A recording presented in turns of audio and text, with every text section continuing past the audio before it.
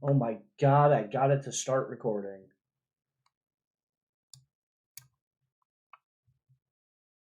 Wait, can you guys talk real quick?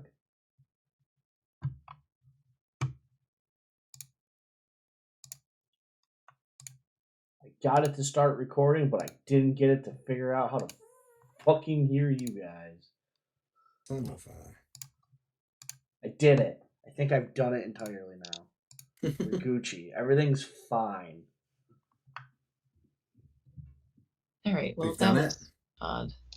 We're gonna call Jesus real quick. Oh, Yeah. calling him. That's how you know While it's recording, serious. amazing. I mean, he's part of the stream. Fair enough.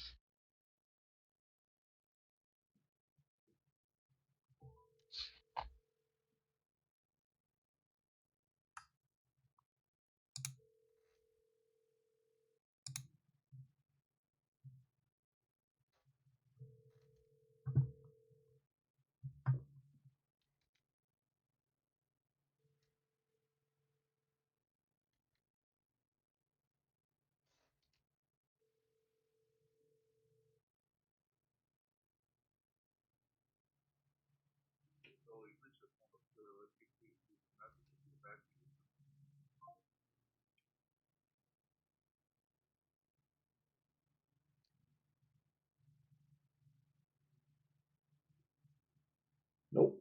Voicemail. Mhm. So he's asleep. Hopefully. That's fine. Yeah. We can go over everyone else's character. Maybe he'll wake up. Okay.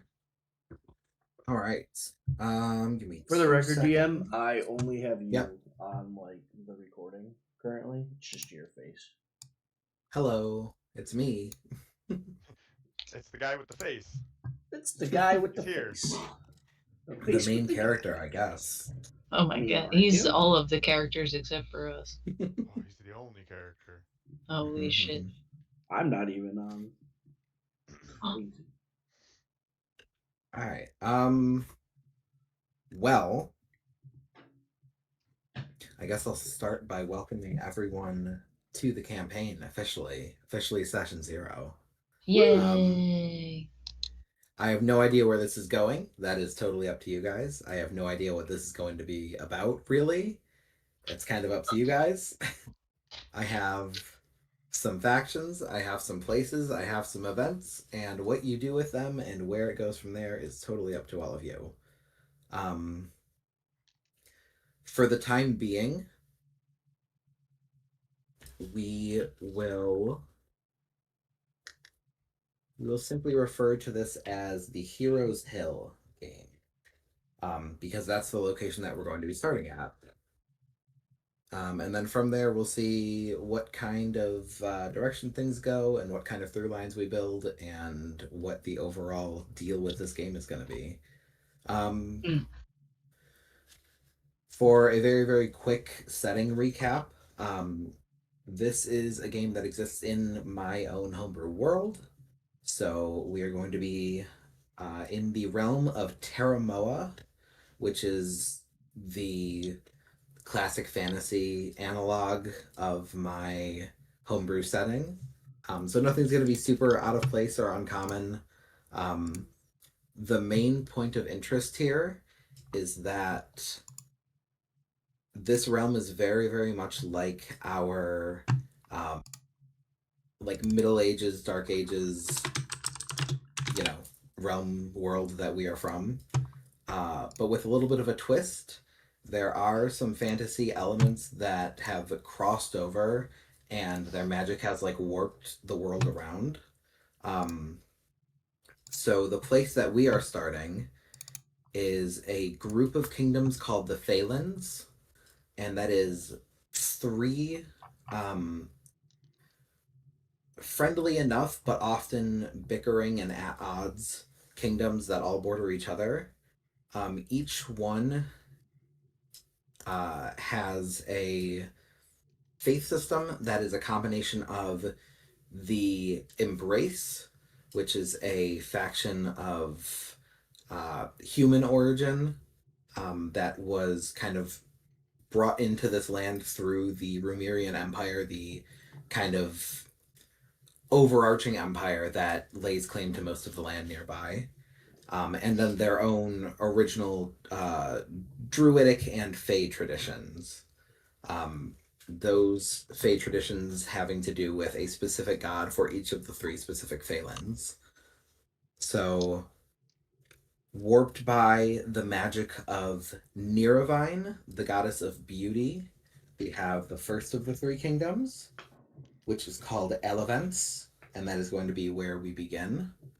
That is where we will find Heroes Hill. That is also where we will find their religious site of significance, which is a place called hold please.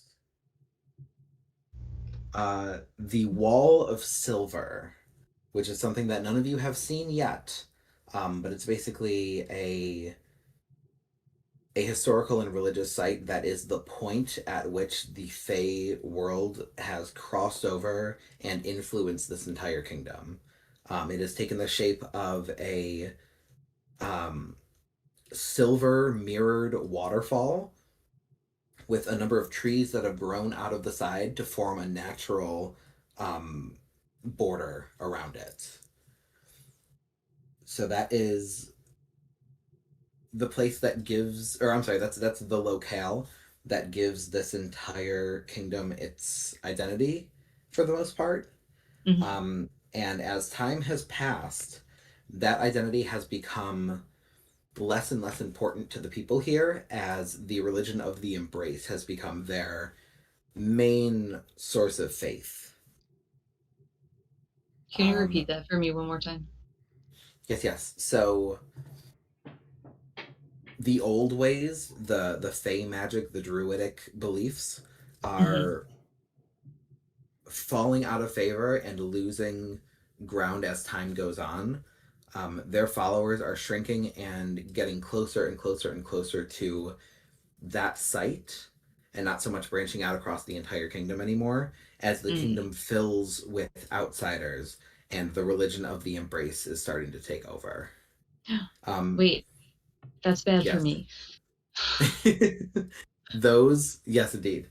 Those two No! forces are not.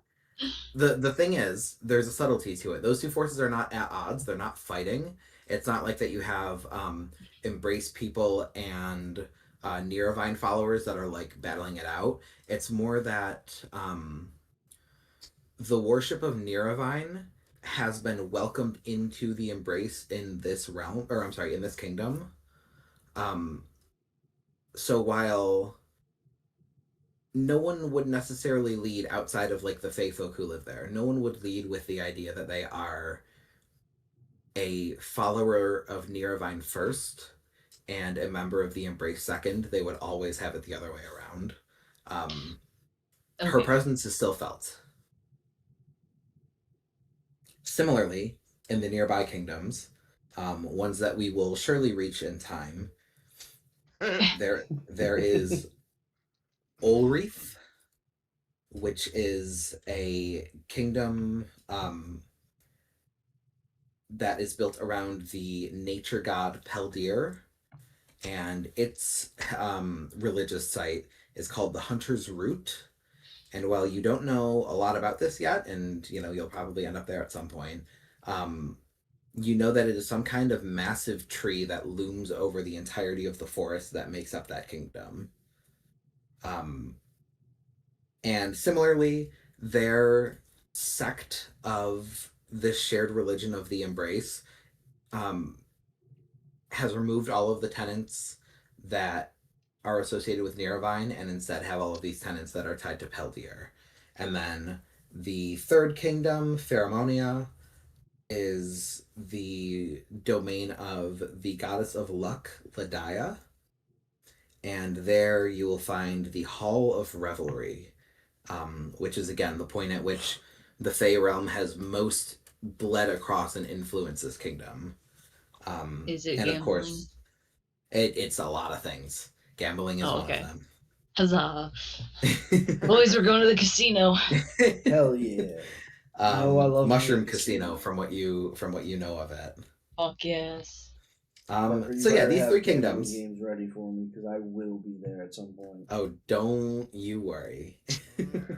Does the embrace gambling? Less so. They're not like against it. But it's not something that they would lead with. All right, all right.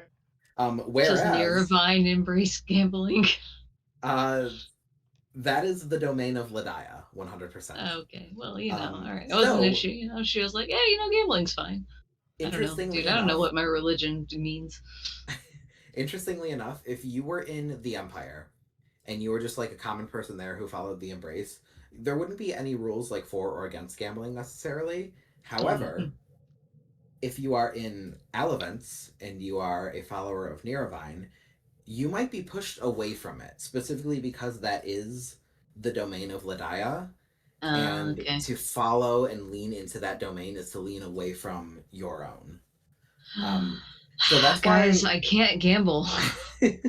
that's why there's underlying tension between these three Faelands. They are I see. united in the fact that they are all outside of the reach of the Empire for now. They are three of only a very few kingdoms on this continent that have not been swallowed up by the Empire at this point. So in that way they are united, and their ties to the Fae realm unite them as well. However, when a group has so much in common, but then a few like small things that set them apart and make them different, they tend to hone in on those things. And the same is true here, where their gods that they worship are the things that divide them and separate them. So, in time, we will unravel that a little bit. But for now, we start in Elevance. We start in or I'm sorry, we start very close to the border to the Empire. So it is not you're not super deep in this kingdom. You're not seeing the most devout followers of Niravine. You're not, living in like a Fey infused world yet. It's all very similar to what those of you who are from the Empire would know. And those of you who are from the Faelands, this is about as far north as you can get while still having some tie to your land. Because very soon you reach the border and then it's just completely separate from what you know. Okay. Some interesting notes about the deities of this world. Basically, there is a pantheon of deities, and each one claims a specific realm as its home. So, for example, the Fey realm of Varadina, which is its own entire world that's separate from Terramoa, where we are. It is ruled by these three Fey deities. There is a land of dwarves out there somewhere that is ruled by its deities. This land of Terramoa has its own innate deities. There is a shadow realm. There is a light realm. There is an elemental realm. What's up? I said Yu-Gi-Oh's in this world? Uh-huh. Nice. That'll happen. There's a psionic realm. There's a bunch of strange locales. And again, the thing that they all have in common is that they have all in some way bled like between each other and into one another. And on this Earth analog realm of Terramoa, you will see in different places the effects of the shadow realm blending over, the realm of the dwarves blending over.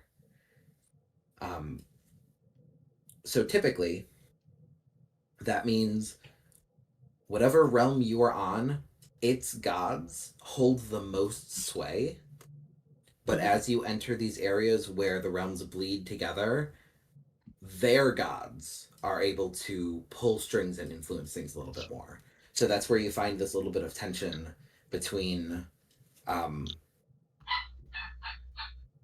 the godly individuals of the realm who would typically stick with their own gods, But then when they start to bleed together and you start to enter, like a Fey infused place, those gods hold less sway and the Fey gods hold more. So everyone is aware of the entire pantheon, but realistically, only like 3 or 4 are going to run the world as a whole. Mm-hmm.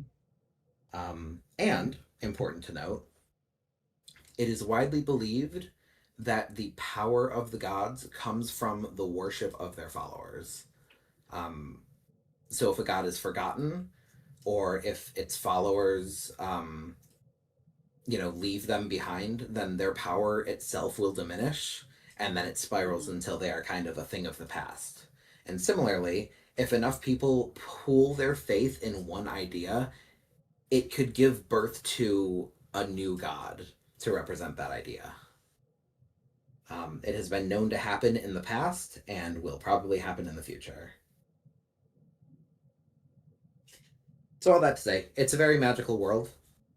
Hate when I accidentally spawn a new god. I was gonna say, did Yeah. you just say we can spawn a new god by believing hard enough? Because that's what I heard. A whole lot of people can, absolutely. Absolutely you can.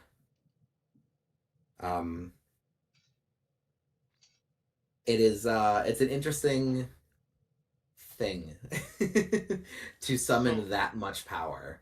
And the Yes. Empire doesn't want gods, so they have the Embrace, which doesn't focus on a singular god. Correct. So the Embrace is a more modern take on faith. In the past, all faith has been based on the gods because the gods very clearly and like inarguably command the elements and pull the strings within the world. However, recently more modern feelings of faith and religion have leaned away from that and leaned into various aspects, various tenets. And this one, the religion of the Empire, is called the Embrace, and the Embrace doesn't. It leans away from the idea of gods and kings as rulers. There is the Emperor, but the Emperor is separate. He is not considered like a holy figure necessarily, though he is a prominent one. The Embrace preaches that every individual unique soul can rise to greatness, and it is the duty of their community to embrace them and help them rise up to meet whatever aspirations they are worthy of. So it is definitely a faith that loves itself a hero. So for that reason, those who find themselves to be heroic within the Embrace will tend to lean on their people and lean on the support of followers to kind of grow their power and their reach. And in that way, the lineage of the Empire, the emperors themselves, the one ruling right now is Emperor Rumirius the 11th. The very first in his lineage is said to be one of those great heroes whose community brought him to the point that he was able to rise above. So Rumirius the first was one of those. Yes. Okay. Correct. Do they all get? Is that where Rumirian Empire comes from? Like, do they all just take this name? Yeah. It's his direct descendants. It's the lineage that continues since the first created this empire. Another little bit of world building too. The previous emperor, Rumirius the 10th, had a bit of a golden age, but not in the way that you would expect. His reign was not one of conquest. It was not one of expansion. The empire barely grew, and in fact, it even pulled back in some places while it expanded very subtly in others. The main focus of the reign of the 10th was contentment among its people. So, hot off the heels of that, we are now in the reign of the 11th, and much of uh, the citizenry that dwells within the empire has pretty positive views of it because in the last 30, 40 years they've all been very well tended to. But now there's a new rule, and we are going to see where that takes us. How long has the 11th been in charge? um say like 5 years. Okay. Relatively short amount of time. Okay. So we don't really know what this dude's about yet. Yeah. Okay. The only thing that you know for sure, given the way that his messages have spread, is that obviously we want to continue the golden age. We want to keep up the momentum from the previous ruler, and we want to start to grow the empire again. We want to welcome more of the world into the embrace, leaning much more into the religion than previous rulers have, um, as an opportunity for growth, basically. So, Yes. so they're back on their bullshit. Perhaps. Okay. Empire's got to expand, you know? It was That's true. expanding for a Alright. while. It took a break. Number 10 was like, hey, let's regroup for a little bit. Let's make sure the people are chill. And now that the people are chill, it's time to keep that momentum going. So with that, your first adventure, the thing that is going to bring you all together, is a job posting from within the Empire, but very close to the border of the Faelands, of Nirabine's kingdom, specifically Alavens. And put very simply, it is a request to explore a tomb and to claim an artifact that was buried there and return it to the Empire. You will be allowed to keep anything else that you find within this tomb as long as the staff, the relic inside, is brought back safely. You will also be compensated, as there is a bit of gold to be rewarded for this. And in a world where currency means a lot, a handful of gold is quite a prize for anyone who is not already wealthy. 5 to 10 gold pieces will keep you afloat for a few months if you spend it properly. So that's what's at stake. A nice fat paycheck, and also whatever else you might find in here. Life experience. Yeah, that too. Yeah. Also, For those of you who are interested. I'm just interested in taking my newly found money to the bar. Clearly. Hell yeah. So with that, let's dive into some characters a little bit. Pat, Kadri, tell us about him. Well, I mean, we've gotten a little bit of him already, but he's only 18, 17, 18 years old. He's young. Was orphaned at the Embraces Monastery in, I guess I would argue like a big, whatever the biggest city is that we have available to us. Um,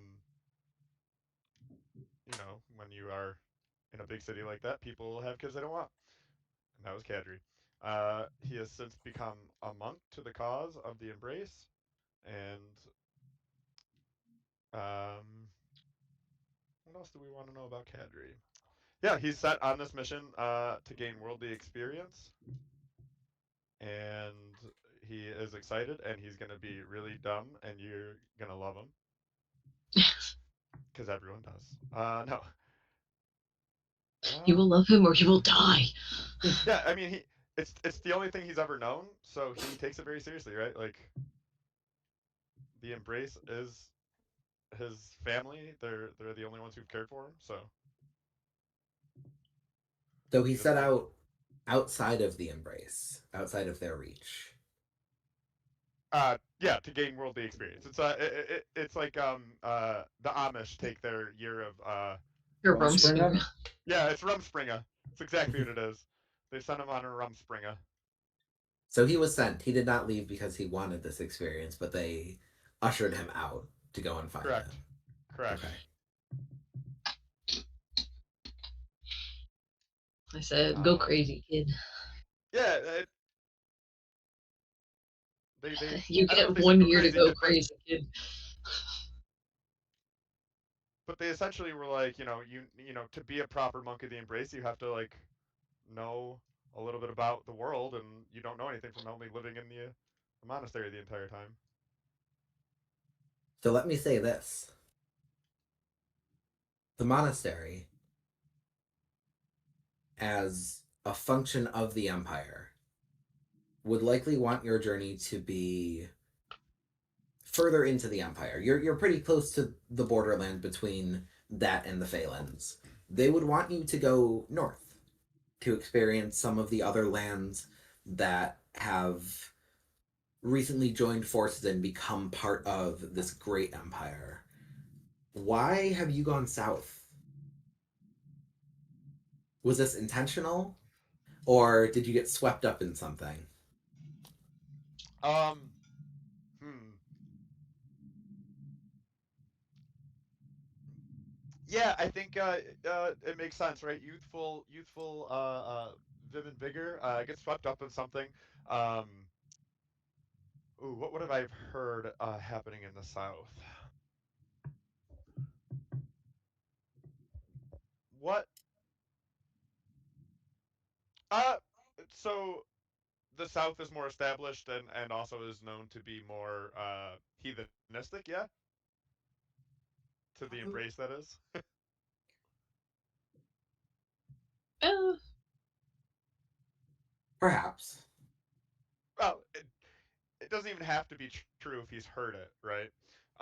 Because he has no literal basis of anything like worldly like that. So if someone even mentions that that's the case, he would absolutely take it upon himself to remedy that, uh, or to at least bolster the lines there, because that's the South is more established uh, within their. So yeah, I think that would make sense for me. Let me take that seed and raise you a little bit. Okay. I'm picturing that there was an instance, like a specific thing that caused you to change course. Or perhaps there was like some kind of encounter or some kind of squabble that you got into that redirected you, forced you away from your intended path and onto this new one. What do you think that would look like? So it feels less like it would be a squabble and more so Kedri's not the smartest. Mm-hmm. Um there there has to be bad actors in the Empire, right? Um and they In can all always places, sure. yeah, right, exactly. And they can spot naivety from a mile away.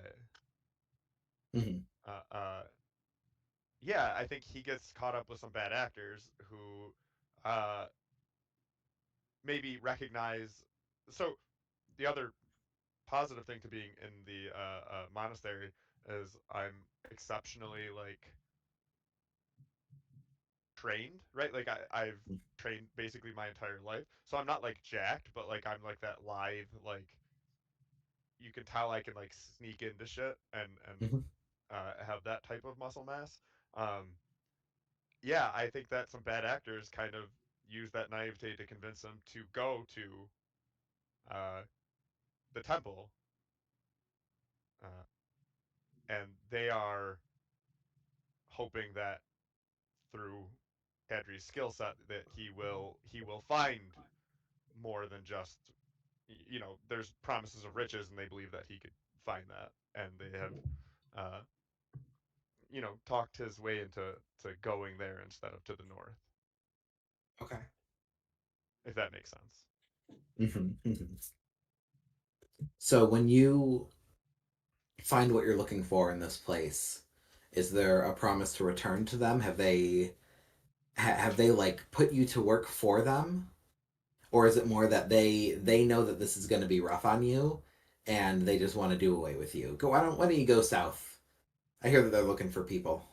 I envision, and Kadri wouldn't know this, so I guess this is more me, that there's some form of ringleader, and then they have people like tailing me there, so that when I inevitably come out with all the riches, they can then just jump me and take it, right? Like I do all the hard work, and then they take it. As you know how dirty work works. So no, they kind of see this bright-eyed, bushy-tailed young individual, very quickly discern who he is, because he's talking, embrace this, the empire that, uh, Yeah, and these aren't he's members of the monastery, right? These are no, yeah, okay. Okay. these are like right, like Kadri goes to a pub, uh, like because that's what you do, and very quickly gets grifted, right, uh, and gets set and through, uh, obviously drinking a little bit and some wagering, uh, gets sent that way instead. And like I said, maybe there are a couple people tailing him, or really just waiting for him to either die in the temple or not, or come out with riches, in which case then they just take it anyway. So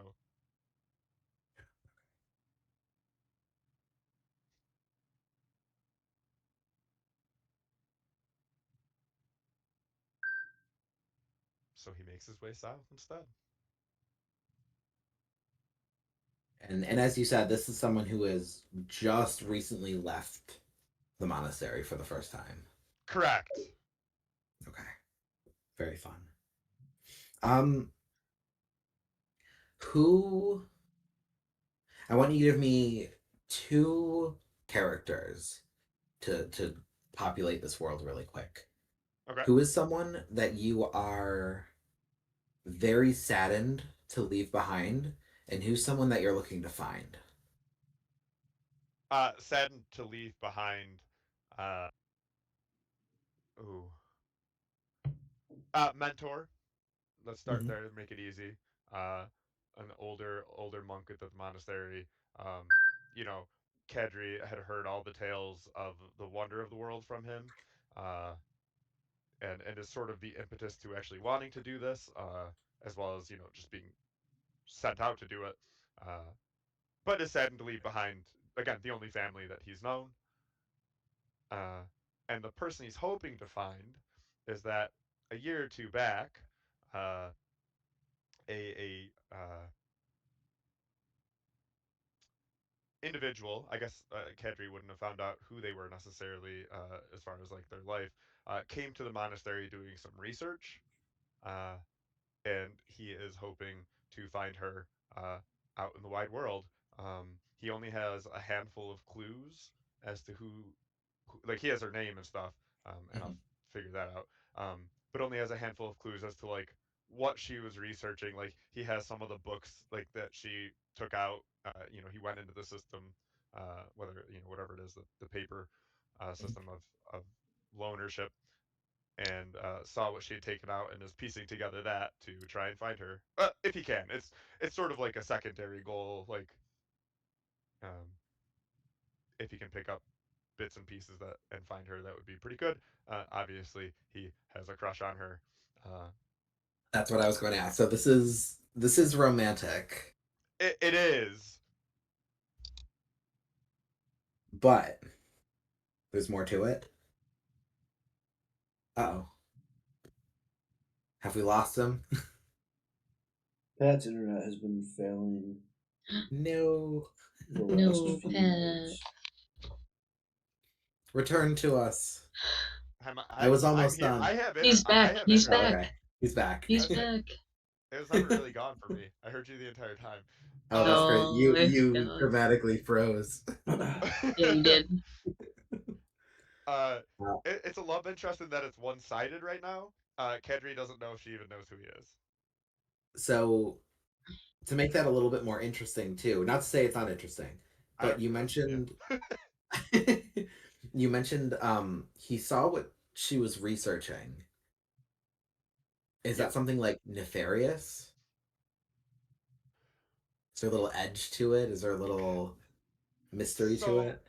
there is a mystery to it. Um, he doesn't get the hints of nefariousness. But I guess if the puzzle pieces were to fall that way, it could be. Uh, she was researching. She was looking for rare texts. In part, that rarity is because they have been uh, guarded by the embrace. Things that they don't want known. Um, but he doesn't know the intent behind it. So it could be. Interesting.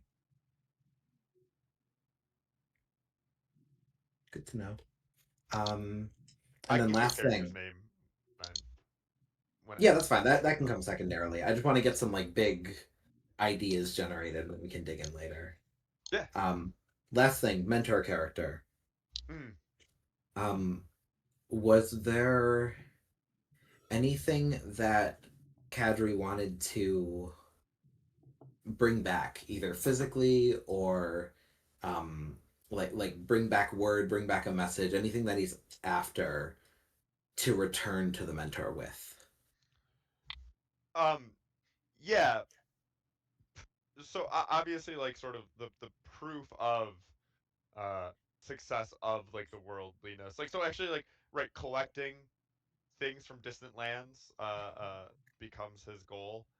Rarities that he can then take back and not like uh hoard over others, but to really show and prove that he was successful in his pilgrimage. I encourage you, not right now because this might be a little bit too on the spot. Um, I encourage you to think of like one like thing, like a specific Okay. item or something from a specific place.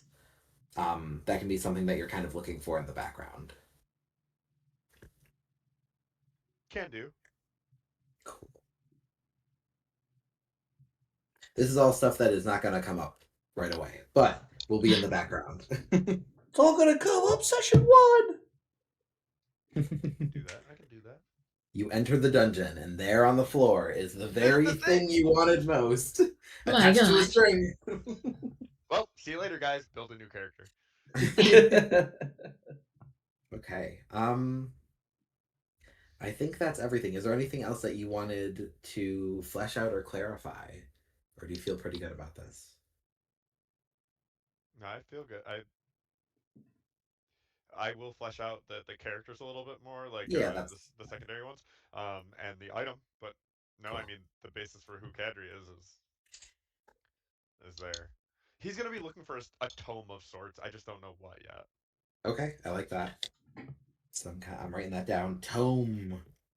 We love a tome. Yeah. Yeah. Love it. Something to add to the library, some piece that Ex- they've e- been missing. exactly. Cool. I dig it. All right. Uh Bo, let's talk about Ben. What's Yay. what's going on with this individual?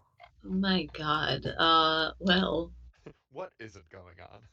um, she is an orc barbarian, and she is a um.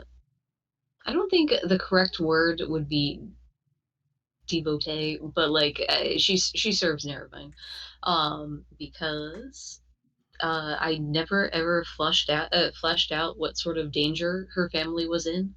But she has a wife and a child, and they were in some sort of danger, and it was a deal that she struck to keep them safe. But it in return, she had to like kind of like go out and I not necessarily like do her bidding, but like she kind of gotta go out there and like do what she wants. Mhm.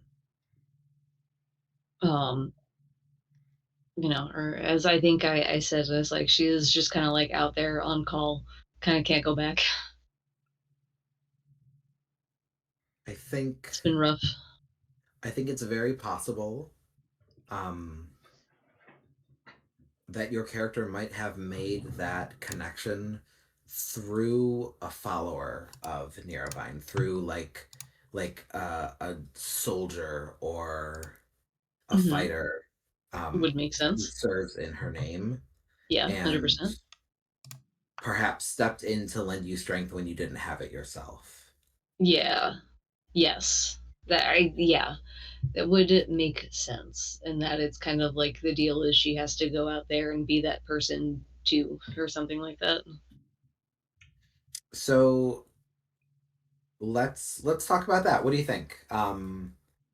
Some kind of natural disaster or some kind of beast or monster or a faction of other individuals who was trying to do them harm?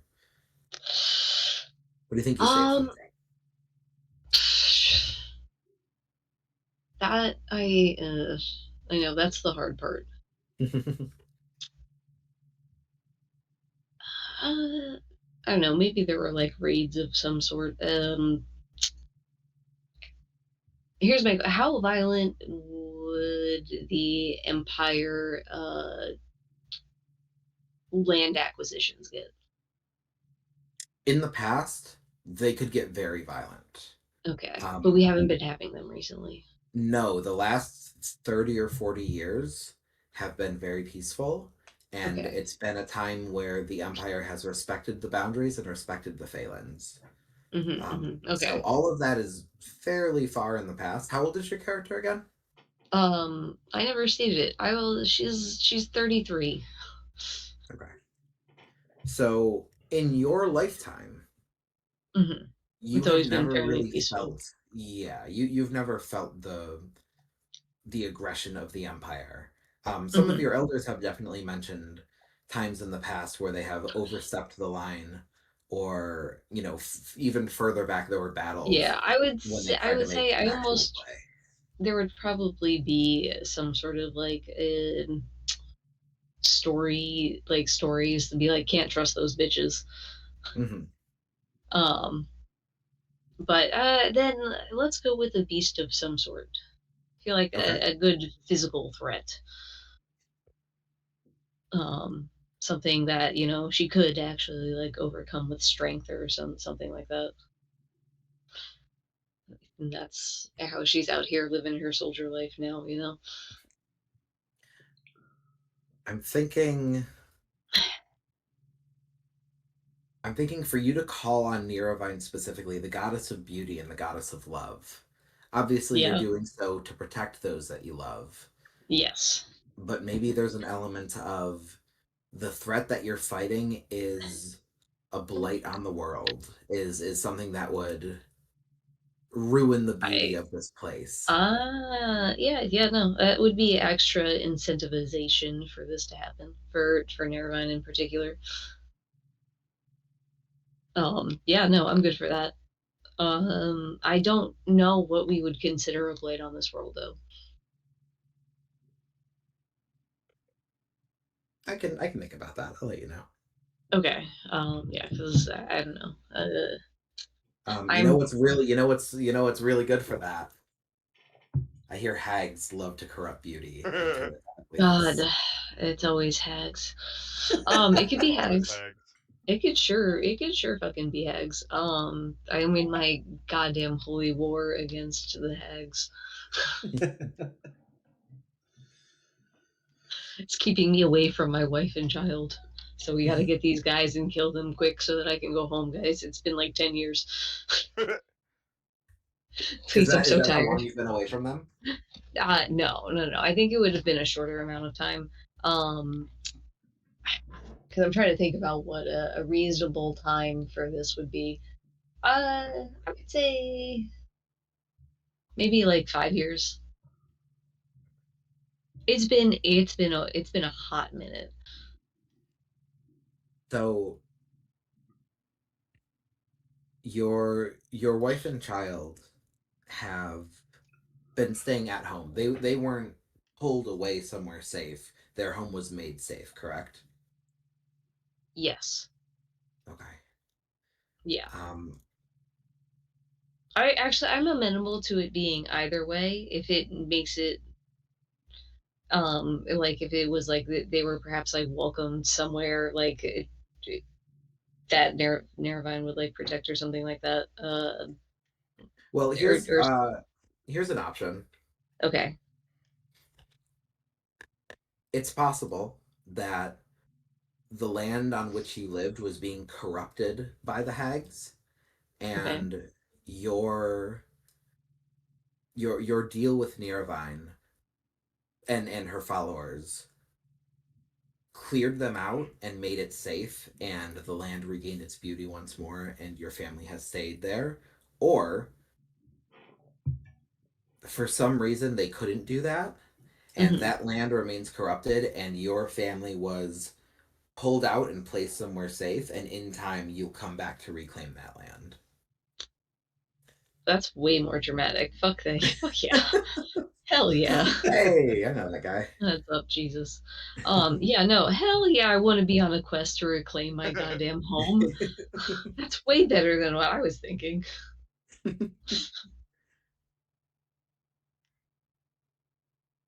We aren't Right. live right now, are we? I'm No. recording, We're but I'm recording. not streaming. Okay. You take a nappy nap? No, it's just more so just forgot what time it was.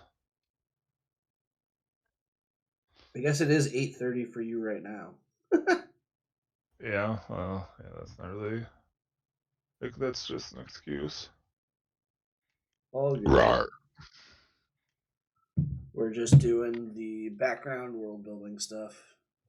Hmm. Anything crazy I missed? Nope. Everything. Parker just Yeah. explained the world for like 20 minutes, and then we just had about 20 minutes. Was it that of- long? Yeah.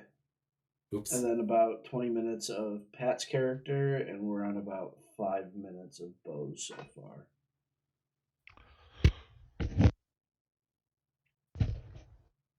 Okay.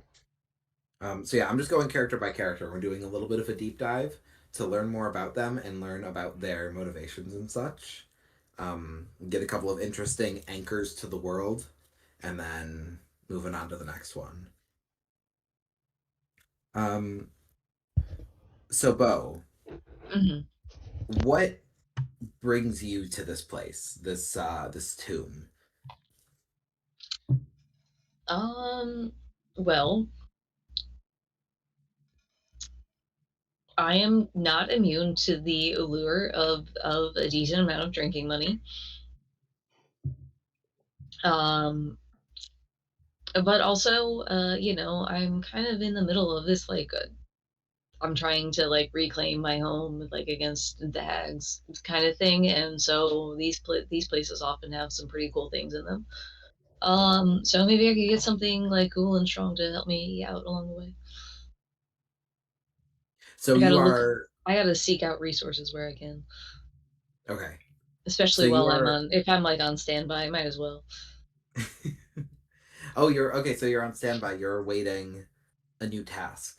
Yeah. Yes. Yeah. Okay. I mean, I'm again, like I said, totally cool if it's like, hey, I want something out of there, but also I imagine that she was just kind of like maybe like between jobs Gotcha.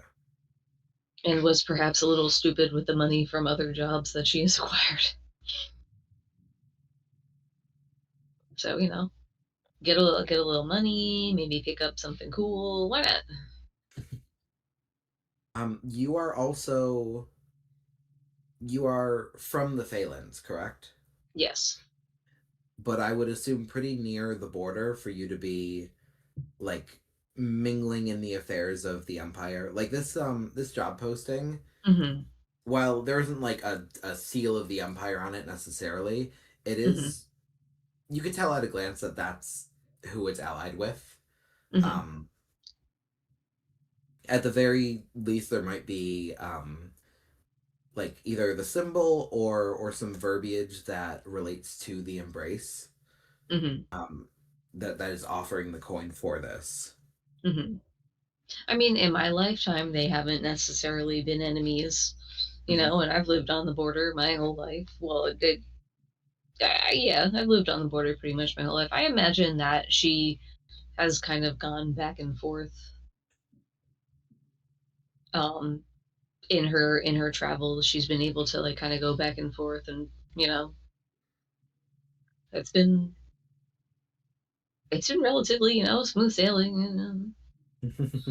So these embrace guys are kind of weird, but like, harmless weird. Okay. I'll show you harmless. I mean, come at me, bro. Hey, yo. Why, you're no cleric. I need to worry about you. No, you don't have to worry about me. I'm just, I rage and then everything does half damage to me. Not everything. Well, Just yes, that's true. most. Just 90% of the So things. that is that's an interesting direction to go next. Um, this actually, and this is something that we can bounce back to Kadri with as well. The source of your power. Um, Kadri, you mentioned obviously it's monk training, it's honing the body, honing the spirit. But as you gain levels, that's going to become very, very magical.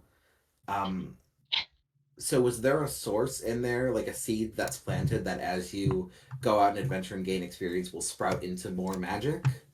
And then Bo, to you, Yeah. where do you think this rage comes from? What fuels it? What put it in you, basically? Hmm.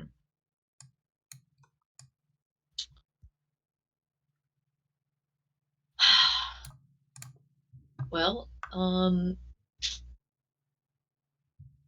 huh. Uh, Oh, I don't have all the monk subclasses. Uh-oh. well, did you do it in the campaign that I posted?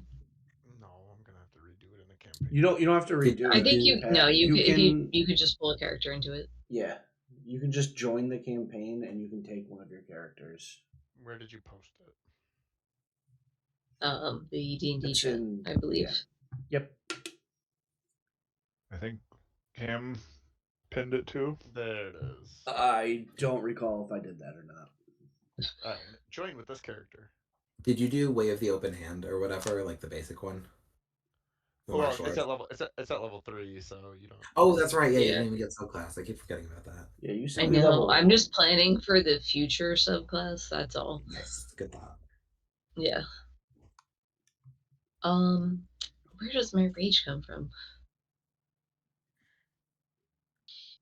I have a suggestion or a leading question if you'll hear it. I will hear it. Big Because I feel like my answer that I have is really basic, and I'm trying to make it better. But I'm ready. Ask away. In whatever led you to seek out outside help, Hmm. um, do you think that something might have been lost that would fuel that rage? Whether that's another member of the family or something about your home itself or something else that you had like faith and love for? Um,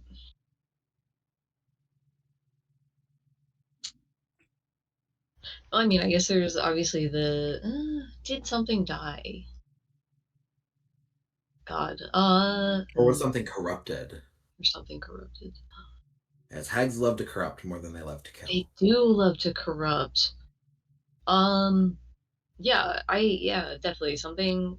Especially if we lost our initial push against the hags, I guess it would make sense that they'd be able to kind of claim something in return, other than just kind of like obviously the land.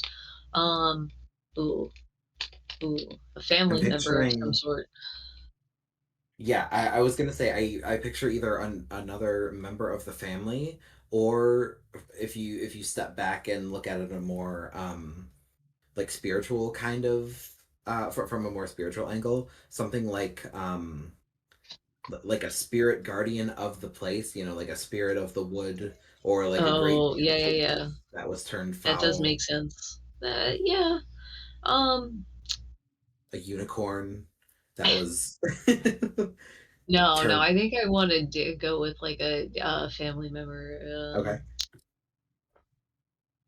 I make it a bit more personal. Mhm. Um, this is like her family land, so like I want to say that she has a brother, and he has been corrupted. Why not? Sorry. She liked that guy. Oh What was God, his I gotta role? go. Repeat that question. What was his role, either in her life or in the tribe, the village, on the Um, land? What was his deal? What made him mm, stand out? what did make him stand out? I would say that he would have been kind of the one that everyone was naturally looking towards to like kind of like be the leader and was more than willing to step into that role and kind of good at it.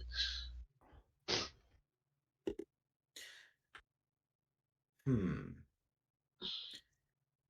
Do you think it possible that he might have been a follower of Niravine and a beautiful individual who the hags most wanted to corrupt? Yes. Yes, he kind of And had that without, whole magnetic personality about him. uh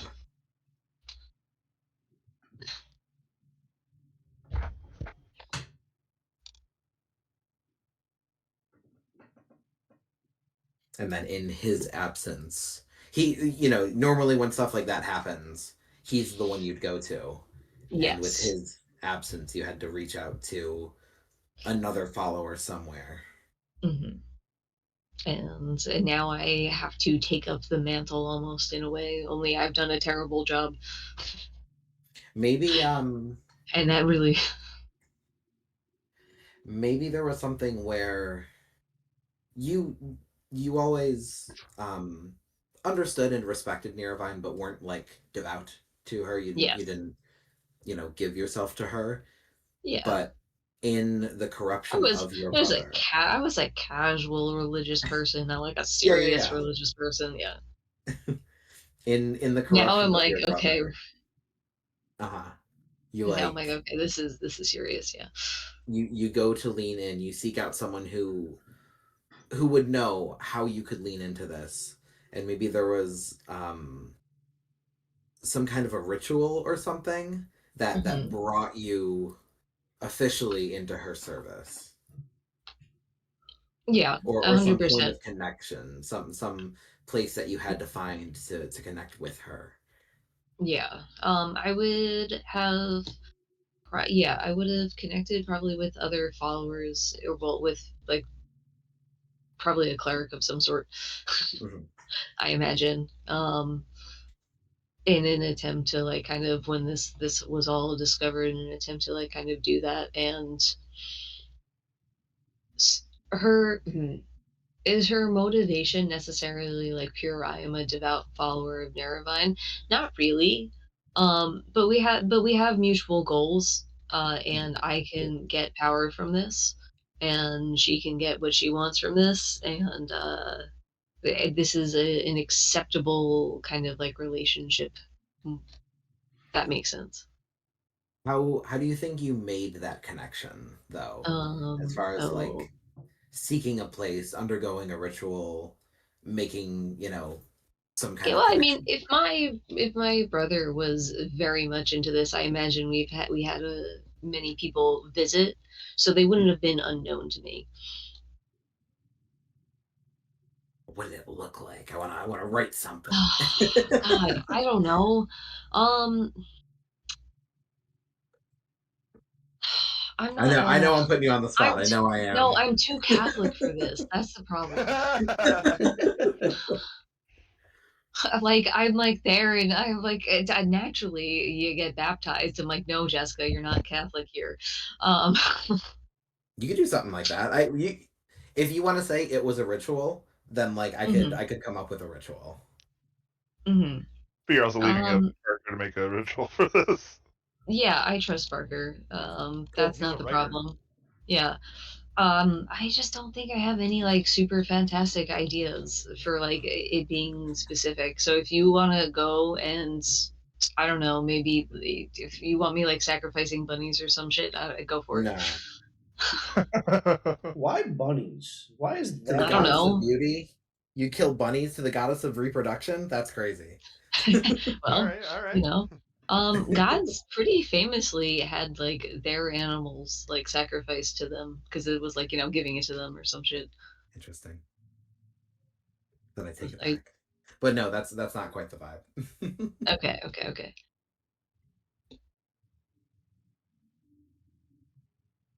I imagine there was some sort of oath involved. I didn't become a paladin though. um, you are what's the name of the path again? Zealot? Yeah. Okay, cool.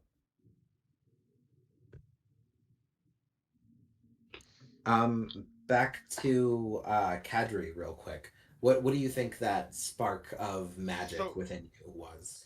is there gonna be magic? Sorry, I was going through my like thing, and there's not really magic that comes out of it. Not magic as far as like casting spells, but like superhuman abilities.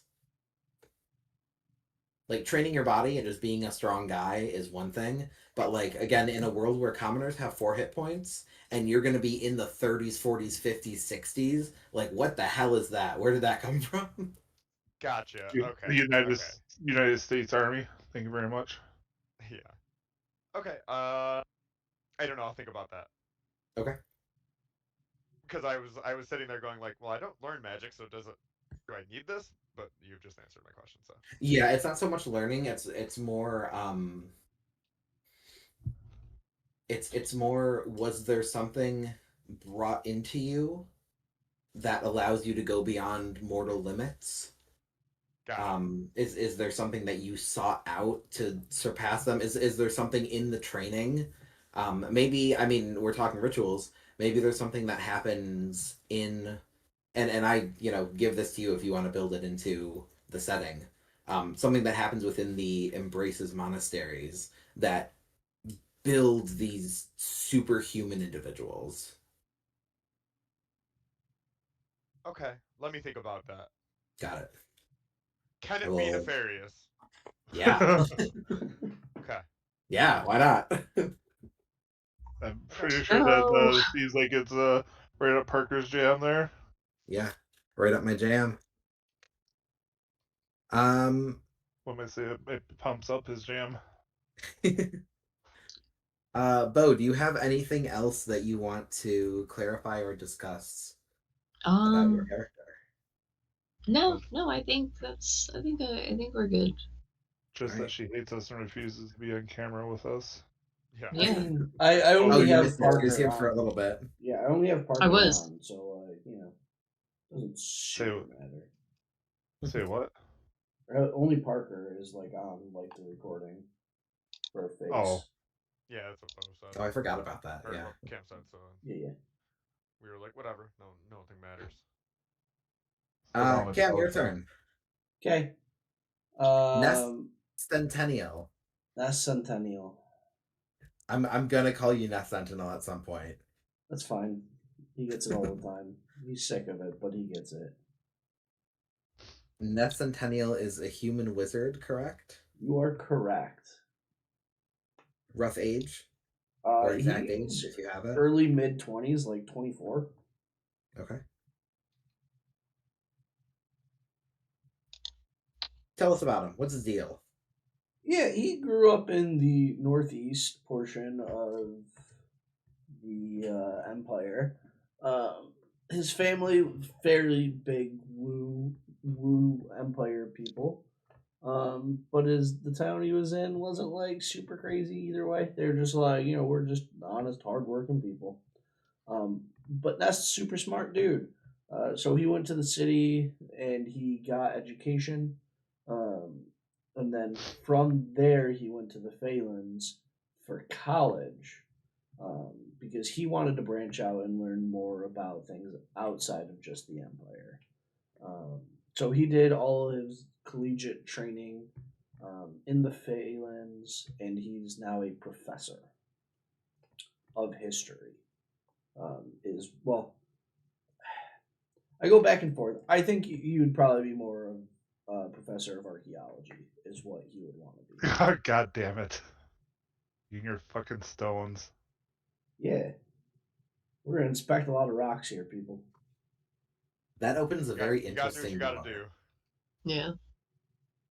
So if you are the resident historian, that means you're gonna get lore, and then you're going to inform the rest of the group of the lore. Well, here's the thing about Get fucked. history, Parker. Uh, It's written by the Say winners, something. you know. So the books may all be skewed. It may not all be accurate. You just never know. So down bleeped out words here. What was that? it's- So settle down bleeped out words here. Ah.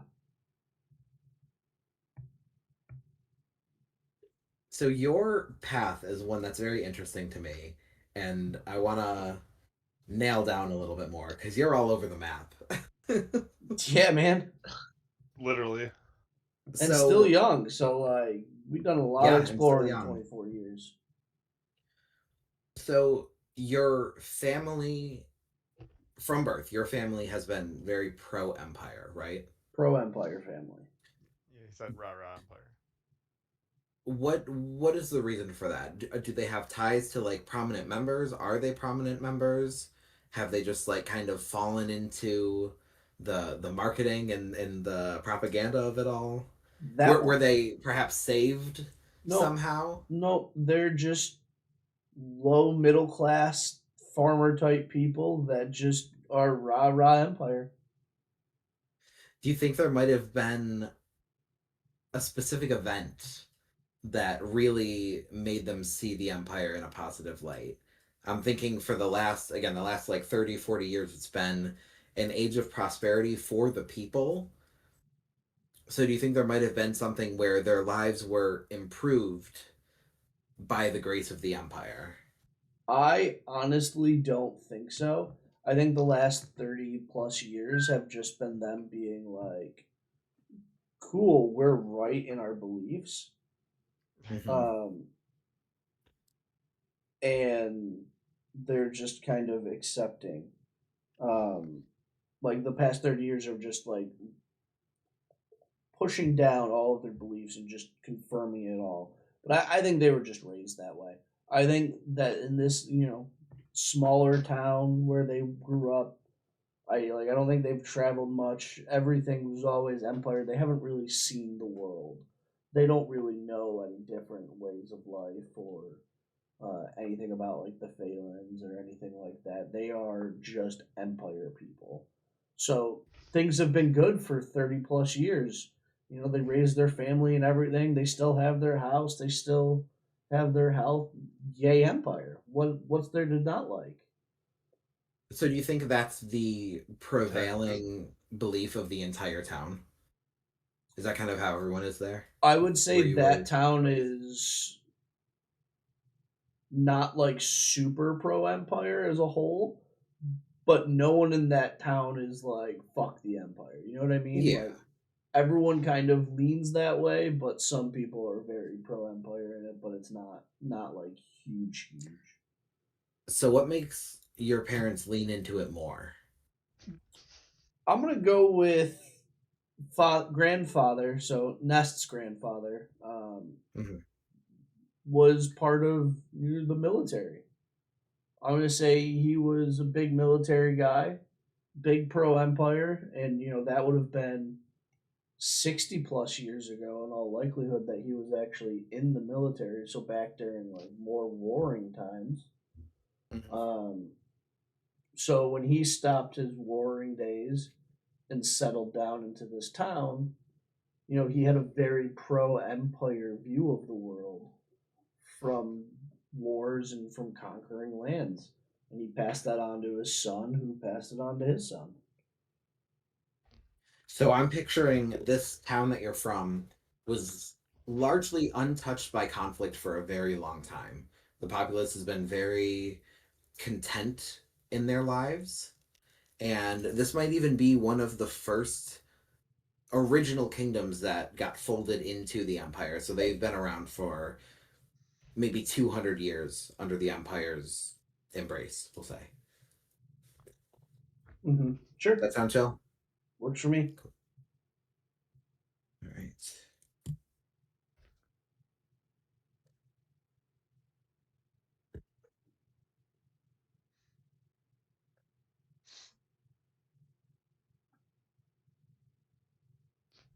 So that's your starting point. Yeah. What brings a random kid from this town to the big city? First off, I'm a professor at this point. Well, yeah, but in the past, when you're just in this dinky little town. Oh, just Nest felt smarter than everyone in his town.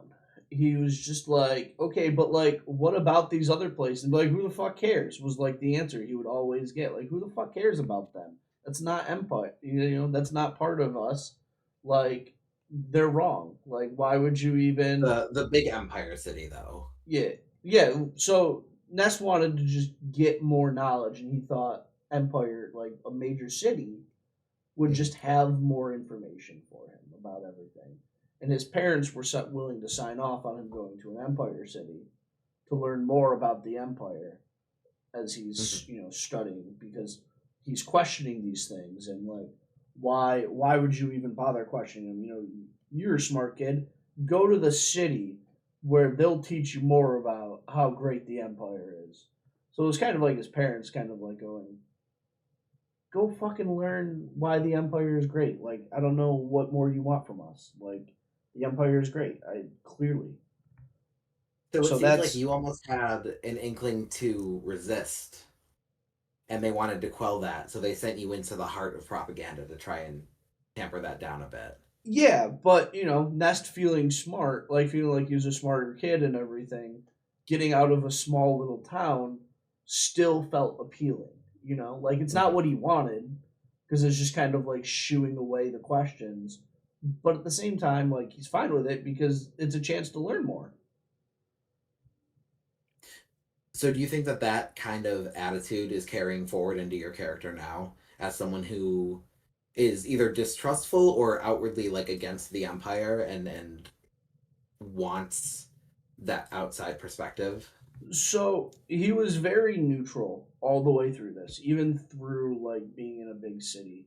When he Mhm. left to go to the Faelands to get like collegiate education, that's when his eyes started to open about, maybe the Empire isn't all great. Maybe there are these bad things. And he's sort of had these questions about, his whole life and what he's been taught since he was a kid that he's now having to face. And so now he wants to search for answers. He wants to search for historical artifacts. He wants to see all of these things from the past, to find out what really happened, to find out more about the Empire and the Faelands and all of the other empires and nations of the world.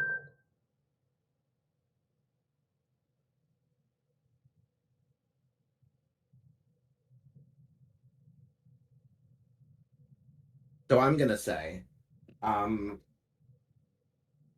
as as you made it to this big city, you started to learn the history of the empire.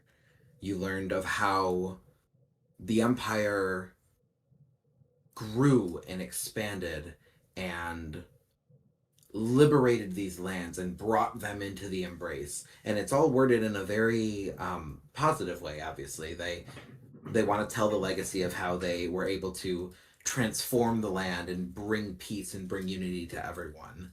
Um, but something in you read between the lines and understood that that came with war and that came with conflict and that came with stamping out a people to replace it with another.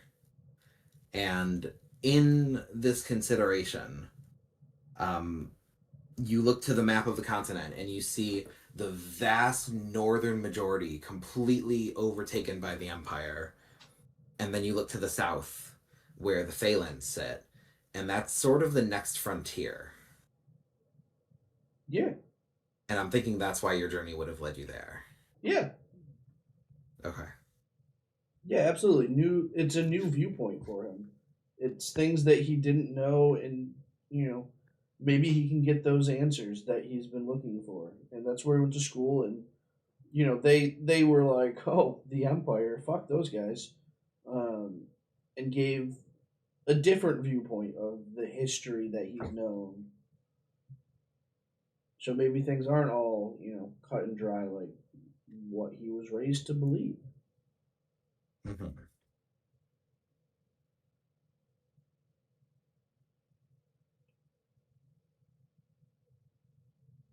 So you're coming in with an open mind. You don't have your mind made up. You're just trying to see what's Yep. going on. Yep, 100%. Cool. So now you make your way to the Phalanx. Honestly, that journey probably took some time. What was that like? How did that influence you going from the northeast of the empire through its middle, through a series of reclaimed kingdoms, learning along the way, stopping into their institutions and their great cities and seeing their landmarks, and then finally making it all the way to the Phalanx? What was that journey like? What stood out during that? Um, what stood out during that time? I'm gonna say a, just how varied the viewpoints get the further south you get. Right? Like people start talking about things that you've never heard about or like experienced. Like even just, the way people speak about things isn't always as positive. There's more division in terms of like thoughts of the empire, and all new types of information. Um, I don't think there would be anything specific that would be like resonating with Nest from this period. Um, but he would just like use it as further like the thought process of, hey, like this really is like a unique world. Like there's so much more for me to learn. Um, and I think it would just help fuel that want to go to the Phalanx in general. Like I don't think the Phalanx was originally where he was planning to go. It just kind of Okay. became that over time as he got all of these new unique viewpoints. He wanted to try and get a viewpoint outside of the Empire entirely. Got it.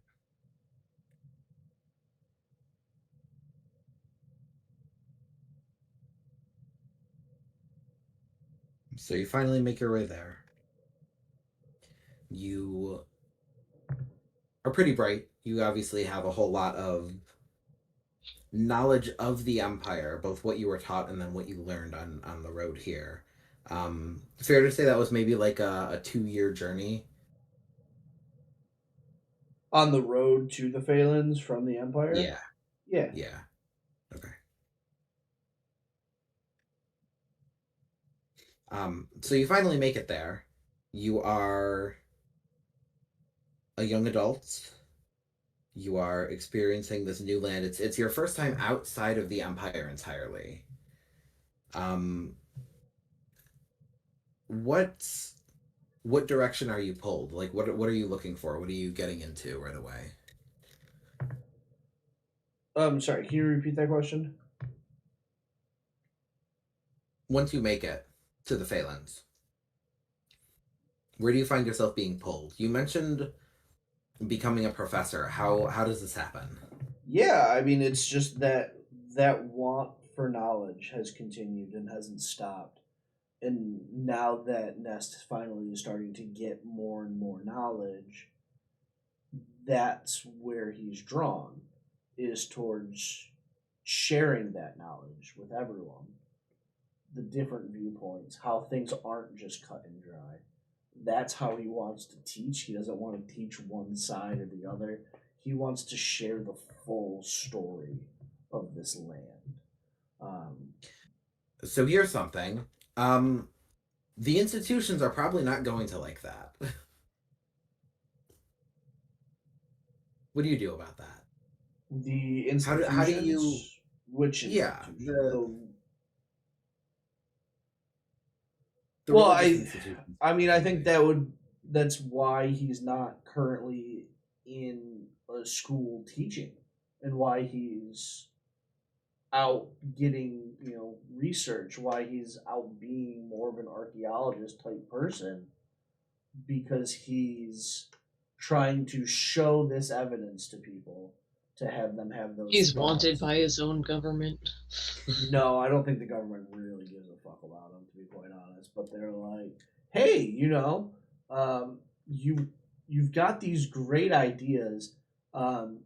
Maybe just leave and go find those things. So he's like on more of a sabbatical type thing to go find like artifacts, and he's gonna bring them back to the Empire. So the Emperor's like, fine, like that's the trade off. Like, we'll let you do your nonsense, alternative viewpoint bullshit.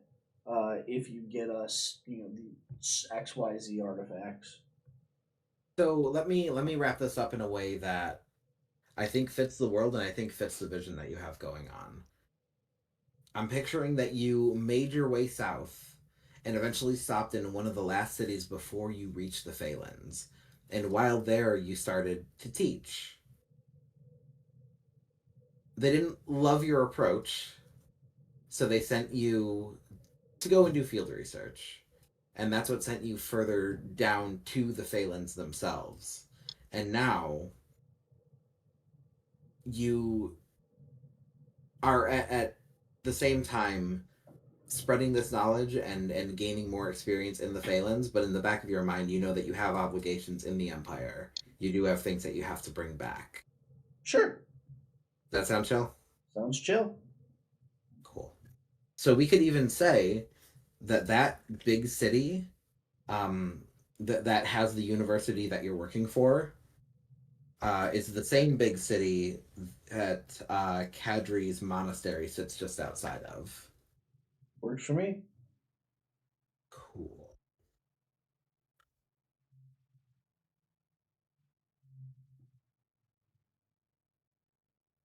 I'm gonna write that all down real quick so I don't forget.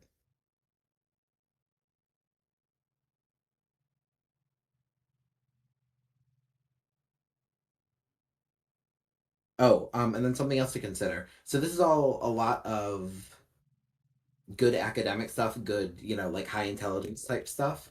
Where does the wizardry come in? Because that's a whole different level. Being Yeah, smart and being honestly. knowledgeable is one thing, but like being able to call forth the magic of the land through, you know, practicing arcana is something else. Yeah, it's something that he has just kind of fucked around and found out, to be quite honest with you. His spell capabilities currently are not anything like even noteworthy. Hang on. I disagree. Having spells at all is noteworthy. Yeah, say that's yep. Being a spellcaster in this world is different. Be able to do that.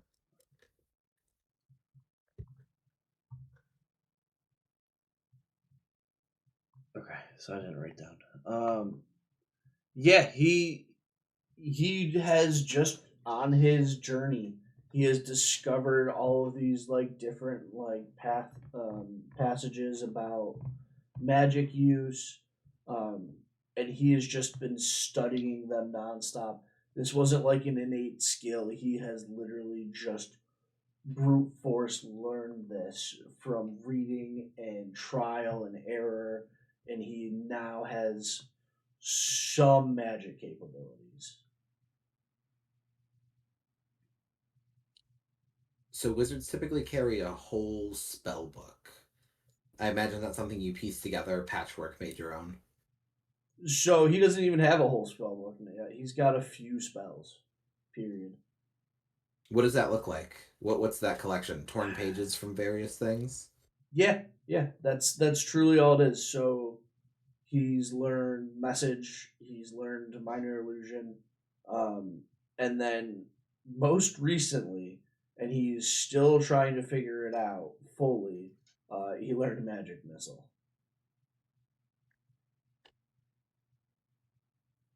Very That's it. interesting. That's all he's got right now. Mm-hmm. And I do have to edit that because I put message in here twice because things let you do things that they should. I think you have 6 spells, my guy. Oh, I'm sure I could put more in. And you're not on purpose? Uh-huh. Okay. I gotta find What's them. what? Oh, okay. So you're still looking through the list. Oh no, I mean in the game. I he mean plans in on the trying to game. find I them. mean he truly has So you're just making a started character learning. choice to start with a spell and 2 cantrips. That is correct. Yes. Okay. You understand Okay. spells are not like going to be something that are just easily found. I don't know what I'm gonna find. The world is already based around this, Cameron. Hang on. Gold is hard to find. Spells just willy nilly. Maybe. Good luck, Parker. I made a note of it. Cameron is a dumbass. Cameron's looking for spells. Figure out. Cam has nerfed himself before the game started. Yeah, that's an interesting choice. Wizard's already like a real squishy class, and then you were just like, what if I don't have spells though? You should have some spells. Listen, I gave myself message twice, so I will be replacing message with something. But that'll be He's the just only. magic missiling everything. It's just always magic missiles. It never misses. Magic missile all the way down, baby. Does never miss. Here's one more thing to consider. So He beat his chance at your camping, Parker. He's now trying to sabotage himself before the game even fucking starts now. that's fine. He can do that. Yeah, he is allowed to do it. It's a choice, but it's a choice he can make. For the lore, Cameron, for the Uh-huh. world building of it all, magic is not something that you can just summon and use. It either needs to be in you, which is like a sorcerer warlock kind of thing, or you have to draw it out from the world around you, which is a wizard thing. So what does that look like for you? Do you have like some kind of have you found or scrapped together some kind of instrument like a wand or a rod or a focus or something like that? Or do you have like bits and pieces of arcane elements that you're combining and pulling out magic that way? What does your casting look like? I believe I have a quarterstaff. Don't worry about what's in your character sheet. Just like flavor wise, what does it look like when you cast? It doesn't make a difference character wise. He found a really cool stick that seems to work. On the end of the stick, he has like not a crystal ball, but there's like a hardened piece of glass that is just stuck in the end of the staff. Like You the might stick. be the worst professor ever. You're like, oh, it just works. His name is It works. Professor Shanks. It just walks around with a fucking shard of glass in his stick. It just works. Cool. Yeah, I he's guess still that. learning. That's why he doesn't have a lot of spells What's yet. 3 times How 5, did little he Timmy? become a professor? I'm Who let this sorry. man be a professor? Yeah, what is the academic rigor of this world? I think that's actually a really Elephant good 15 point. would keep 2 eyes. Cameron, how'd you cheat the system? I didn't. I just disagree. keep learning shit. I disagree. I don't think the world likes your approach. I think the world do you know? would love my approach. This is like a sincere Ooh, question. nepotism. Let's go. Yes. Who do you know that got you into that role? Who do I know that got me into the role? I don't think he knows anyone. I'm challenging you to come up with someone. So that's the thing, and you can subtext this however you want. I'm going to say that the last name Centennial is known. He does not know that the last name is known. He only knows it in his small town, but it's not like a big name there or anything. And no one he's come up with has ever been like, "Oh, you're a Centennial? I know them." But somewhere, probably from his grandfather, that name garnered some meaning in like the big city. And even though the grandfather's name isn't like right there in bold on something, someone that knew his grandfather was important enough to take an interest. That's what I'm going with. Final answer. Man, I want to yes and you so bad. Do it. You've gotta. You're the DM. You get to do what you want. No, I know. I want to make it work. The idea that someone would just Make give him you work. a teaching job because they know your last name, and they're like, "Oh shit, you're one of them. Here's your position." We trust you around our children.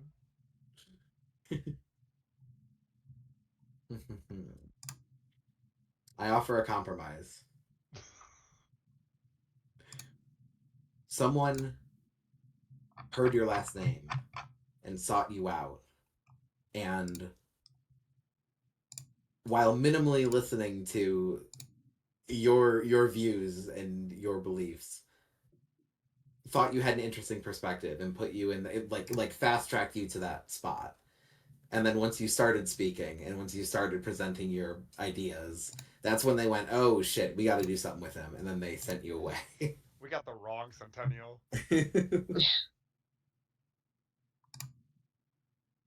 Yeah, sure.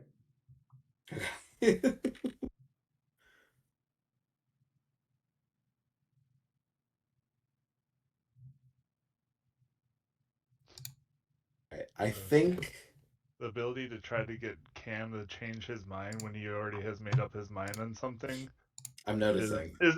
is noble on your part, Parker. That's okay. You know what? You know what's fun about this? Right now, I'm giving you a lot to say. Once we get into the game and you're in the world, that say diminishes. No, Yeah, so I mean, if I'm he's trying to telling you like. that the world doesn't like it, the world doesn't like him. Yeah, that straight up. I'm just trying to Like, it is what it is. put some stuff on, like, and fix some stuff that wasn't correct. Yeah, It like like your spells. duplicated my inventory, and so I was getting rid of everything and re-putting it on. Yeah, I mean, I'm sure they will not love me all everywhere, but like Right, you that's never fine. know where I'm gonna land on It's my not, hey beliefs man, on you made things. your character. If you want to be someone who's not liked everywhere, then that's cool with me. He Yeah. kind of knows if you're gonna be liked everywhere or not. Okay, last question is how did you come across this job posting, and why are you here? Is it literally just like, oh, I want to see what's inside? Yeah, I mean, it's mostly that, but also job posting. Like, I was just Money? told to go find cool thing. Like that's all Nest has really been doing for the last probably like 6 months is just trying to find anything historical that's interesting. So someone said, "Why don't you go look for this thing here? That's the big thing everyone wants to go find." And you just went, "Oh, really? Okay." You didn't even see the job posting. He doesn't even know he's going to get paid for this. Gotcha. I'm gonna steal his fucking money. Fucking Nerd. rude. Nerd. Bo's gonna punch you and take your money. This is so. I'm gonna give this guy a wedgie. My God. All right, Cameron, that's all I got for you. I'm gonna stop harassing you now. That's fine. Jesus, it's your turn. What's your character's name, bud? Tramples. Trambles? Tramples. I like Trambles. Trambles better. I Trambles like sounds I like good. Tramples better. Anyway, Tramples. With a P. Yeah. Okay. Last name? Doesn't have one. He's cool like that.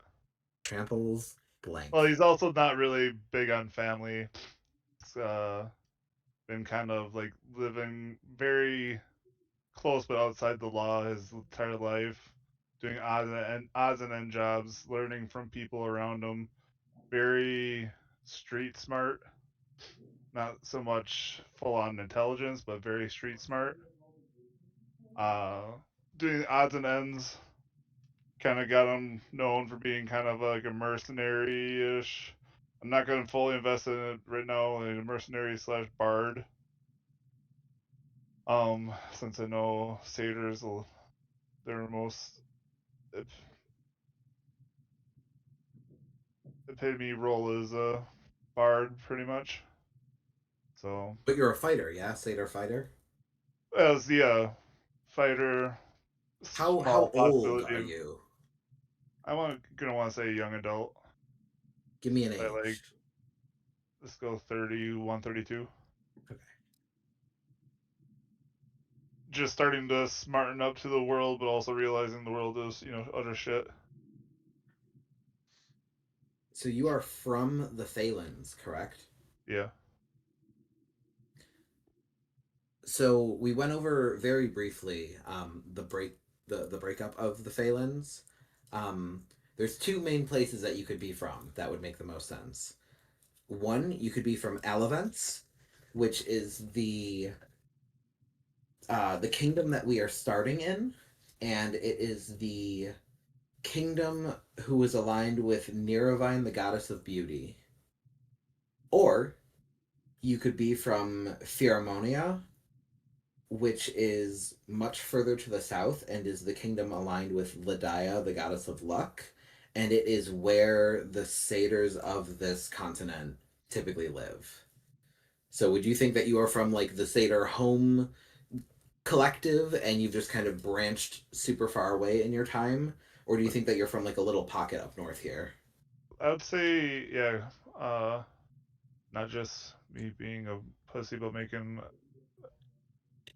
a choice, but kind of giving it kind of how I played.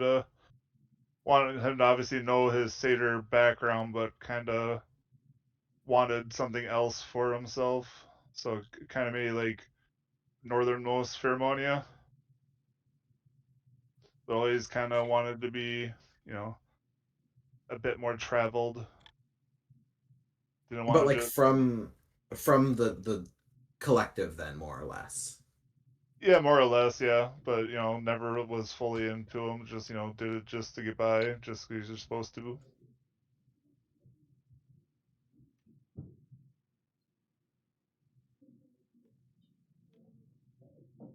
So similar question to what I had asked Pat earlier.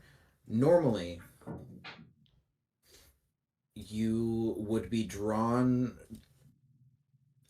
Normally, you'd be drawn to your kin, and you'd be drawn to meet with other satyrs and join the revelry in the what was the name of it? The in the Hall of Revelry, um, which is to the south of you, to meet with the others of your kind, to be among the collective. Instead, you've gone north. How come? What brought you north? I think you just wanted to explore the world. I thought, like I said, if he wanted to be, you know, sprawl out versus, leading a more kind of sedentary life. Just, go out and be hedonistic about the world instead of just like Oh, digging hedonistic one. is to the south, my guy. Yeah, but this is a different hedonistic. Well, How is it experiencing the different? world. Huh? What? You started answering Oh, it, but I just said like, how was it different? oh yeah, it's, more so the experiences than the actual worldly treasures. So if you are looking for hedonism, that's something that satyrs are naturally drawn to, which is why a collective of satyrs is the best place to be for that. You've gone in the other direction. Did you go there and you didn't like it and you wanted to get away from it? Was there something about that that you just didn't want to be around? Like what's the thought process there? To do an about face and go the opposite way. trying to hold back the initial thought because this came too easy. Is that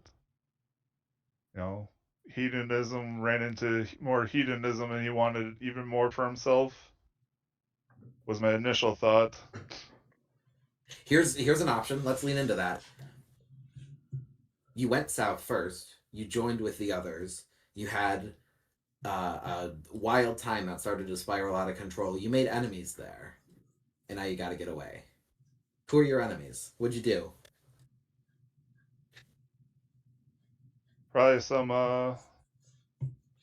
messing around with someone's gal, I imagine. Oh no, that's fine. They love that. I know. Dig deeper. Um, How do you make definitely enemies with a bunch of heathens? steal the things they want.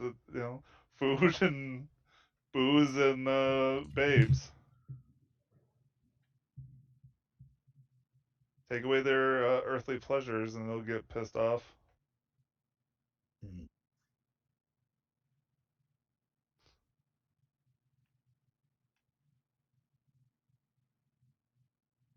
It'd have to be something big.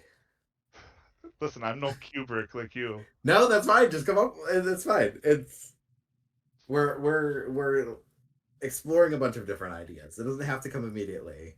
Okay, fine. But humor some stuff. What? Let me go on this journey with you real quick. But like banging your best friend's like sister at a No, party. that's fine. No, they love That's that. what I kind of figured too. Yeah. No, they don't care. It's Yeah, open. yeah. It's great. Yeah, everyone can bang anyone and everyone always. Yeah. Stealing is fine because you'll steal something back eventually. Like ownership is not really a thing. It's a collective. It's hippie land, my guy. Yeah. How do you make enemies with a bunch of hippies? You take their drugs. I guess you try to implement some order or something. So maybe I wanted to do things better than them, but we needed to organize a bit more. That And could be interesting for sure. You wanted That to way they- organize the hedonism? yeah, because I don't know. The engineer in my head is more efficient hedonism. More efficient Well, the- hedonism needs more hedonism. Yeah, but Yeah, but they don't want to hear He's that. telling people what to do. Just Yeah, fucked maybe up, there man. was an attempt to bring order to the Hall of Revelry, and those not in charge, because there isn't really any concept of being in charge there, but those who have been around the longest and those with the most respect did not take kindly to someone wandering in and trying to make changes. as we all know, old people love change. Tell me about a specific like squabble or fight that would have come out of this.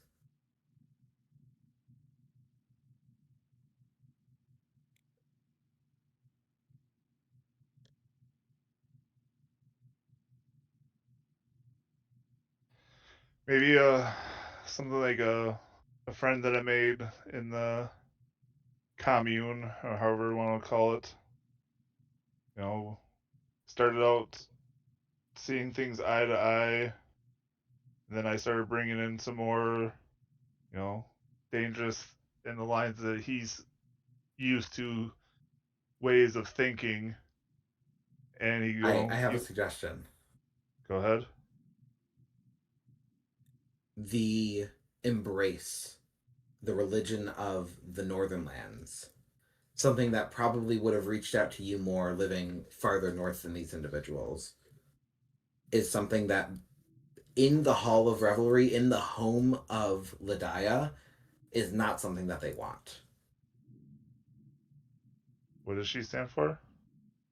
Freedom, uh, chance, pleasure, but more than anything else, it's the idea of this culture, this following has shrunken over time, um, and the majority of the kingdom has kind of moved away from directly worshiping her and more so follows the Embrace, the wider religion, and pays homage to her on the side. Praise be to the Um, embrace. yes, yes, yes, of course. So there's if you want to go in this direction with your character, if you want to lean more towards the Embrace and away from the gods and away from Ladaya, that's something that they would actually take pretty seriously and would not want you around after.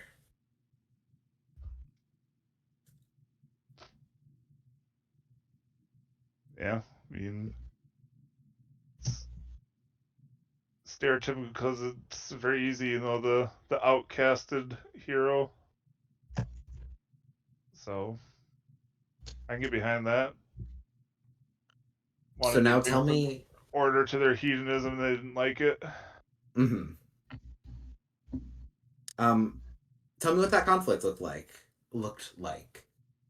Anyone die? Anything of importance get destroyed? Like what was the final straw where they were like, get out and never come back?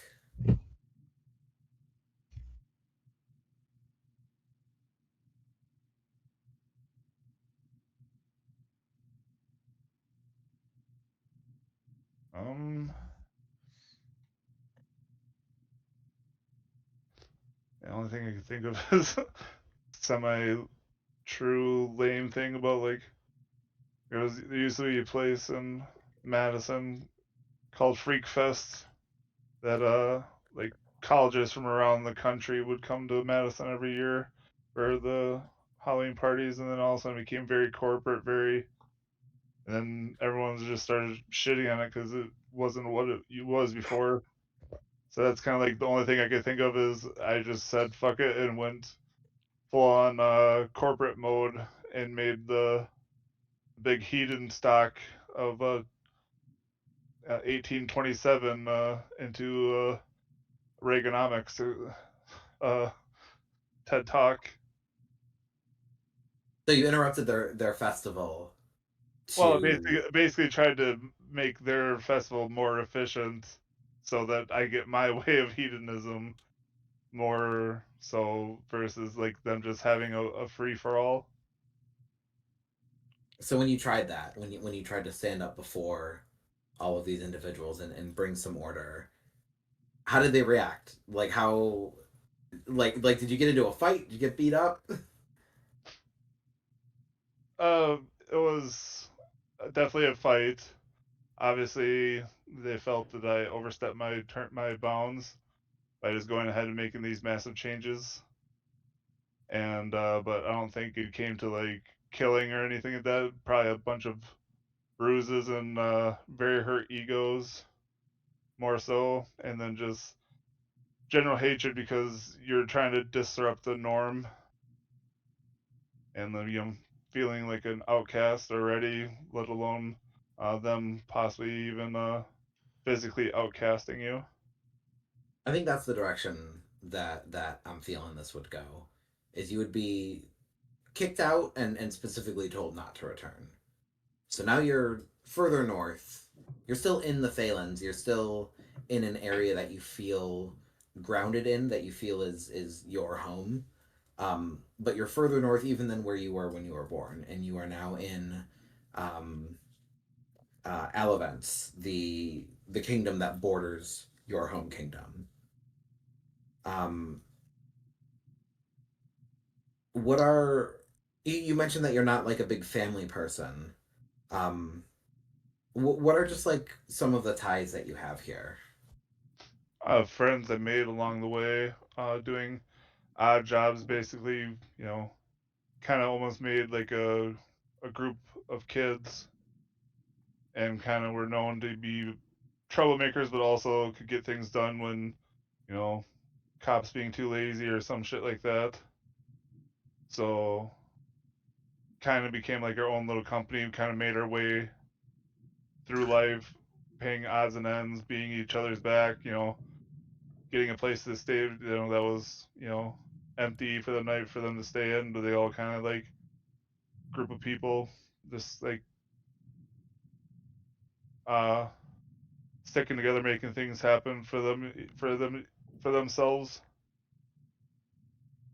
What happened to them? Why aren't you with them now? I imagine this more so that my ideals were strange and different to everyone and pushed me away, made me an outcast. Because, yeah, we were, doing our own thing, but we could do it on our own terms, and they felt like me doing this was just more pressure from a force that they don't want to have to deal with on a daily basis and rather just have pure.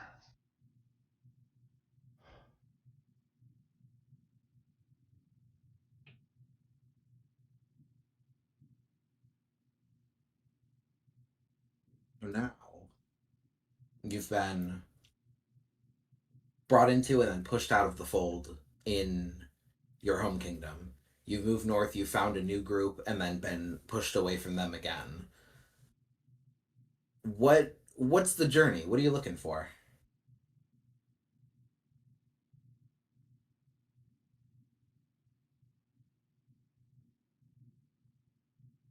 Imagine with kind of what I'm trying to take this character in is kind of like um the hell is it, like, group of like caravanners called? Convoy? Yeah, like one of them, like basically like just going from place to place, enjoying the whatever that place has to offer for them, enjoying the all that it is to be in that land. Oh, gypsies was the word I was looking for. A roaming group of gypsies. So that's where you are now, or that's the life that you have just kind of stepped away from? So I'm in now, just Okay. kind of like going from our job to job, trying to make it, looking for our next place to go and take over and learn and you know take in. So, some way, somehow, you hear about this shrine, this tomb that exists up on a hill. Do you think you found out about that through the job posting, where like everyone else has, or do you think that you had a different in there? I think I definitely heard it, not on an official boarding or something. Someone actually saying they got heard of this said quest, and I just heard it being passerby. No one pays attention to me. So this is kind of what I've heard from a few of you so far, is that you haven't heard it directly, but you've heard it through other people. Maybe this is a request that's been on job boards for years and years and years and years, and no one really takes it seriously anymore. But when it's the first time you're hearing about it and you've never seen the listing and you just hear that there's some allure, something interesting out there, um, you all happen to find your way there.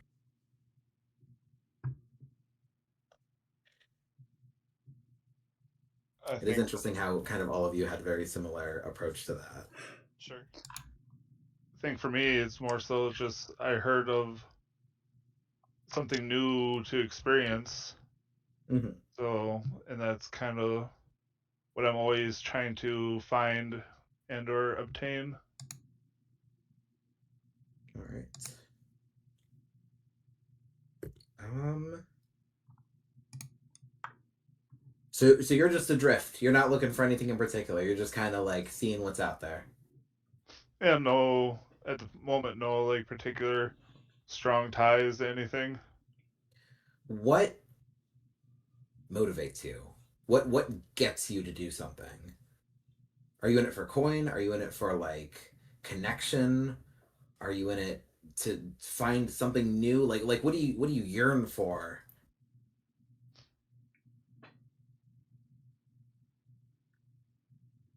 Try not to be too stereotypical, but I mean,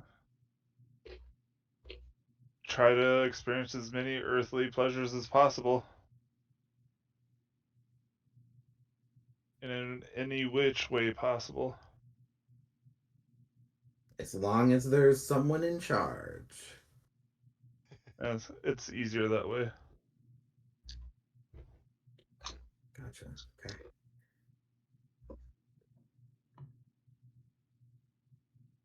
Cool. Okay.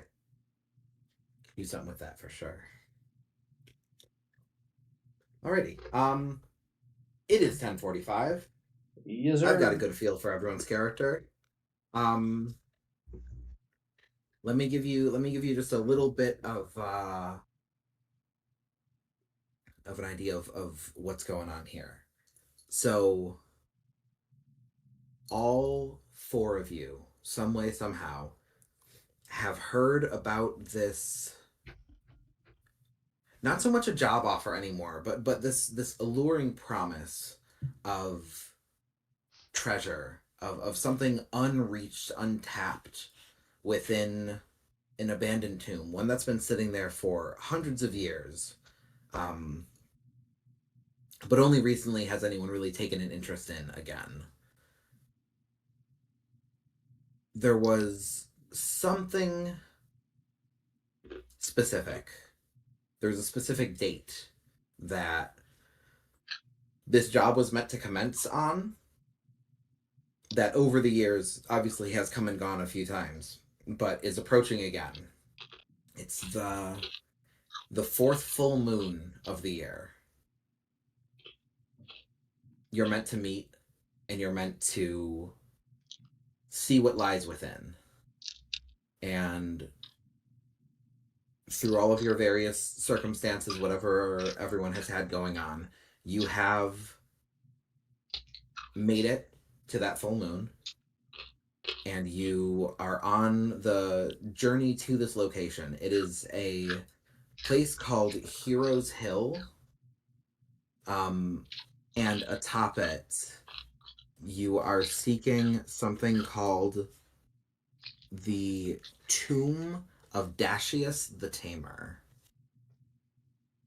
And we will pick up next time with your arrival. Woo! Which will be Cool. January 8th, I think, will be the actual start date for this campaign. Oh my god. Yeah. Because next week is the week before Christmas, so Parker, I know you're just going to be swamped. Yep. And then God, Christmas. that's disgusting.